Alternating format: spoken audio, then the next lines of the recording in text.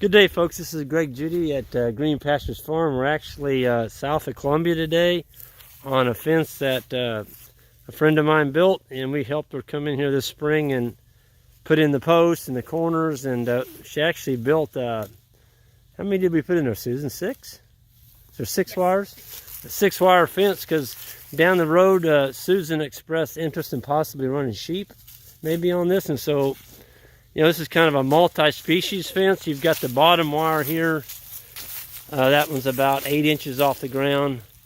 And you got 16, and then we just actually counted the holes and skipped a hole until we got to the top. We skipped 2 holes. Now, these are timeless fence posts. They're built just like a steel T-post. You can see on the top. And actually, that post is recycled vinyl windows. Got a proprietary process that they extrude them. I'm not sure what it is, but I can tell you this: it's a tough post. Deer can hit that. Animals can run into it. It's got a UV protection on it, so you don't have to paint them. And of course, they are pre-drilled. When you drive this post in the ground, there's a marker down here on the bottom of that post. I can't see it here, but there's a sticker. And so it's your depth gauge. You just drive that post in with a steel post driver until you see that sticker disappear. You stop. That's as deep as you need to go. And it's about 16 inches. If you try and pull this post out of the ground, I mean, because of the way it's driven in there, the dirt gets wedged on each side of this post. It's kind of a chore to get this thing out of the ground. Sometimes you have to jack them out with what we call a tractor high lift jack. But this makes a beautiful fence. Susan's got some, she's got a really nice house over here right next to her. And so if you got neighbors, they don't want something that looks like kind of podunk looking fence. You want the fence to look attractive. These are our corners. Now, Susan's already painted the ones over here. And we use XO Rust-Oleum paint, enamel.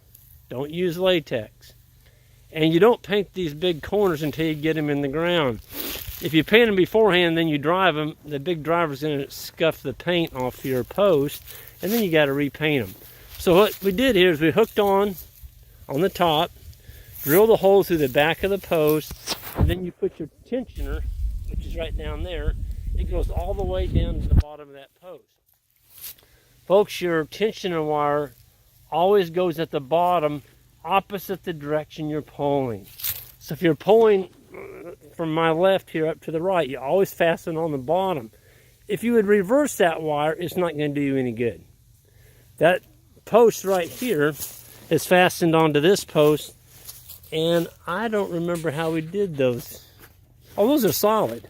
That's a solid rod there. So we drilled a hole in the end of it and put a piece of all thread in there. So that can't come off of there. Okay? So when you tighten this up, it really draws it up tight. And this is a function that I think you need to be aware of. Make sure that when you put your wires on, this is called the insul tube. Anywhere you have a wire that passes your wire here, you need to pierce the insul tube. If you don't, you've got a ground wire and a hot, and this wire is touching this hot wire, you're going to have all these ground wires electrified, and that could be a real issue. You don't want to do that. But I think we drove these in the ground about 4 foot, didn't we, Susan? So, I mean, you can see that's a stout corner, and it's holding 8 high tensile wires, and that cow's not going to get out. Now, Susan hasn't energized this fence yet, but when she does, these animals have a surprise coming. She's got an 18 joule charger on this, so it's not going to have any problem keeping it hot. But the timeless, one of the advantages of timeless, if you're in a hurry to build a fence, you can buy them. They're already drilled, they're already painted. You don't have to worry about them shedding their coat of paint off.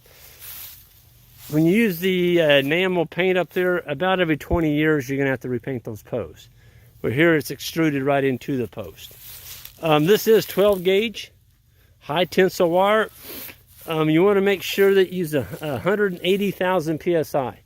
Do not use 200,000 PSI. It's more brittle, it's cheaper, but it's brittle and it'll snap. You don't want to use that. And by all means, never use 16 gauge. 16 gauge wire, you might as well not even build the fence. Everything in his brother's going to be busting through it. But I don't think Susan's going to have any problem. That is one sharp looking fence. Of course, Susan came out here and mowed it for me this morning, so it looks even sharper. But man, that's beautiful.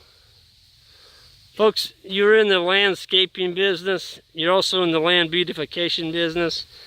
When you're leasing land, if you can put up a fence that looks like this for your landlord, he's going to be a pretty happy camper, okay? Deer hunters, they don't want people coming onto their land. Folks, if you put that on your deer hunting lease, there's nobody going to be slipping through that. They're going to have to get on their belly and crawl underneath that, and they're going to get shocked. Deer can still easily jump over that. And I told Susan, I used to be a 48-inch fence guy. Folks, that top wire on that fence is only 42 inches. If you make it 48 and the deer jumps at, their hind legs will get caught in that top wire, and you're going to find a fawn with his back feet caught in that fence that's going to be electrocuted. So just dropping it down to 42 inches, that's 6 inches lower, it makes a big difference on deer being able to cross your property without getting hung up. And you know, I'm a hunter. I'm a wildlife geek. I don't want to see deer getting hung up. So if you have an animal that won't stay in on a 42-inch wire that's energized, sell her or make hamburger out of her. Okay. These are two of the cows that, these were actually, believe it or not, these were bottle calves. This is a sister to Rowan's, our farm manager's son's dairy heifers. These are A2 Jersey dairy calf. That was raised on a bottle. Look at it. That's a nice looking heifer. And this thing is a spoiled pet behind her. This is a bottle calf too. And boy, I mean, she's just nothing but a chunk of meat. Little fat girl, yeah. And she's almost a pest, but boy, that is a nice looking heifer. That's a South Pole heifer. We had a cow that calved and she didn't want to be a mama. So she decided she needed another home. And we raised this, our intern's little girl, Dorothy, raised this calf on a bottle.